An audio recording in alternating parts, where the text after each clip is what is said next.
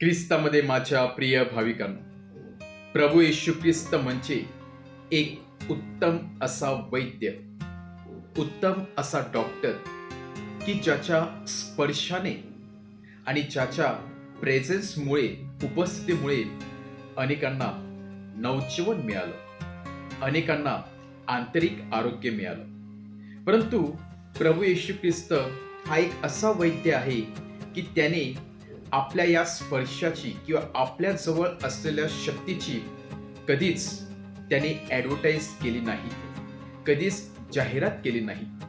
तर लोक आपोआप प्रभू येशू ख्रिस्ताविषयी ऐकून, त्याचे विचार ऐकून त्याच्याकडे आकर्षित झाले. एवढे आकर्षित झाले की जी व्यक्ती प्रभू येशू ख्रिस्ताच्या सानिध्यामध्ये आली, ज्या व्यक्तीने प्रभू येशू ख्रिस्ताला पाहिलं, ती व्यक्ती घरी जाताना शुद्ध झाली आणि त्यांना काही ना काही मिळालं. आणि म्हणून परत एकदा आजचं शुभवर्तमान या वैद्याविषयी आपल्याला सांगत आहे की प्रभू येशू ख्रिस्ताला पाहण्यासाठी आणि त्याचे वचने ऐकण्यासाठी केवळ यरूशलेम नाही, तर वेगवेगळ्या ठिकाणून लोक आले, वेगवेगळ्या ठिकाणून लोक येऊ लागले, जमा होऊ लागले, गर्दी करू लागले, केवळ आणि केवळ प्रभू येशू ख्रिस्ताला पाहण्यासाठी आणि त्याचे वचन ऐकून आपल्याला आंतरिक आरोग्य मिळावं या हेतूने ते लोक एकत्र जमलेले होते. आणि म्हणून येथे प्रभू येशू ख्रिस्त त्यांच्या त्या विश्वासाकडे पाहून, जे लोक एवढ्या लांबून आलेले होते, ज्यांनी प्रभू येशू ख्रिस्तावरती विश्वास ठेवलेला होता, जे काहीतरी घेण्यासाठी आलेले होते, त्यांच्या हृदयामधील तो प्रचंड विश्वास पाहून आज प्रभू येशू ख्रिस्त त्यांच्या ओंजळीत काही ना काही टाकत आहे, त्यांना शुद्ध करत आहे, त्यांच्या मनातील हेतू, इच्छा, आकांक्षा पूर्ण करत आहे. म्हणजे आलेला व्यक्ती असं कधीच खाली हाताने न जाता काही ना काही आध्यात्मिक देणगी घेऊन जात आहे. परंतु प्रभू येशू ख्रिस्त चमत्कार करतो. प्रभू येशू ख्रिस्त या लोकांना देतो, कारण या लोकांकडे प्रचंड असा विश्वास होता. फार दूरवरून ते आलेले होते, केवळ आणि केवळ प्रभूचे वचन ऐकण्यासाठी.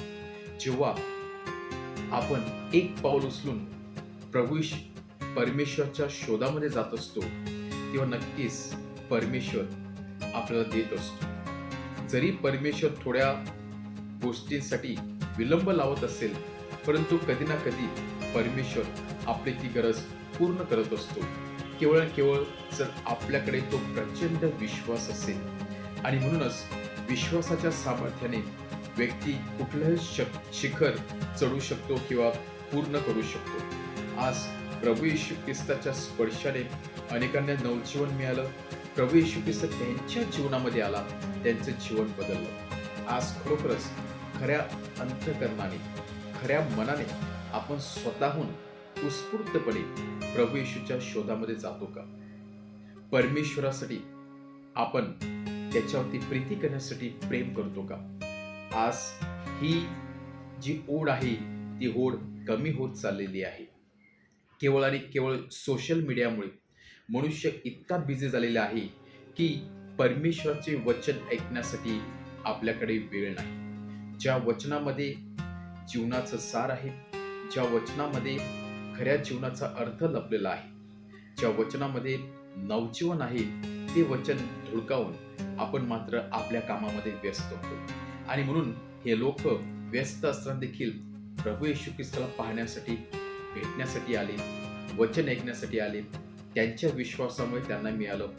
आपण देखील जर कामात वेळ काढून परमेश्वरासाठी थोडा वेळ दिला, त्याच्या वचनावरती मनन चिंतन केलं, तर नक्कीच जीवनाचा अर्थ, जीवनाचं रहस्यमय गुण आपल्याला समजणार आहे आणि आपल्या जीवनामध्ये परमेश्वर आध्यात्मिक दाणे नक्कीच देणार आहे. परत एकदा जो उत्तम वैद्य आहे प्रभू येशू ख्रिस्त, त्याच्या जवळ येऊया, त्याचा आपण अनुभव घेण्याचा प्रयत्न करूया. आपल्याजवळ असलेला विश्वास आपण वाढवण्याचा प्रयत्न करूया आणि आपला वैद्य नक्कीच आपला स्पर्श करणार आहे.